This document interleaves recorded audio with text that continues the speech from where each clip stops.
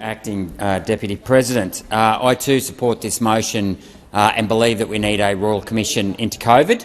I'd also like a Senate inquiry into COVID as well, but anyway, I'll take whatever I can get at this stage, because there are a number of issues that need to be addressed in this, and first of all is the origins of COVID itself.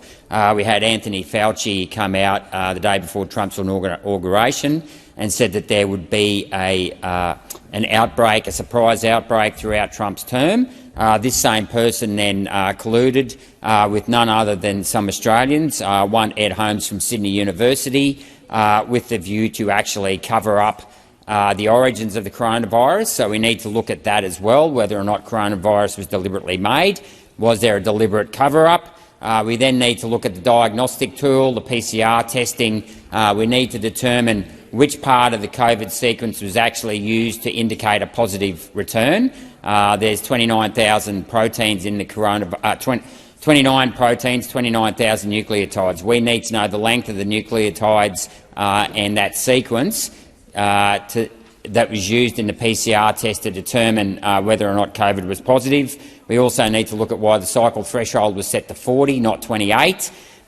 We also then need to look at why the World Health Organisation told national health authorities to code everything that came back with a positive, every death that came back with a positive COVID test to actually COVID and not some other form of disease. So, for example, people could have had comorbidities and were dying from other comorbidities, but the World Health Organisation said that you have to actually put that to COVID, which obviously would have bumped up the number of COVID deaths. We also need to look at the role of the media, and in particular the way they've ramped up the fear-mongering in regards to COVID. We need to look at the censorship that was involved with COVID. Anyone that questioned the narrative of COVID was censored. That's not the way science is conducted. Science should always be open to scrutiny, so we need to look at the censorship there.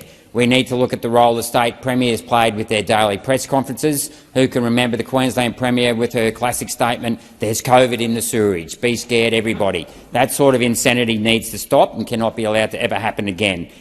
We need to consider why we bought 300 million vaccines, 12 doses for every man, woman and child in this country, when at the same time we were told that 2 doses were enough. We dropped over $8 billion on these vaccines. We could have bought 75 million, spent $2 billion and saved $6 billion for frontline services, including maternity wards in my hometown of Chinchilla.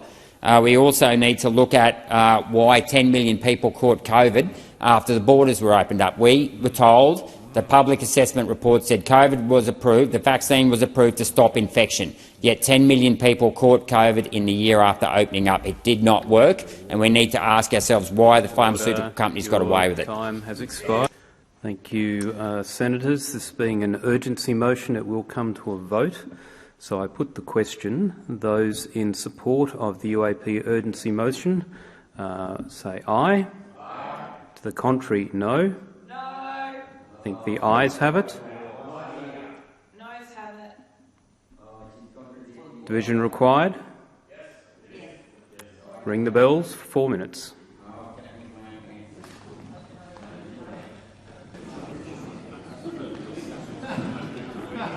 Order. There being 28 ayes and 29 noes, the matter is resolved in the negative.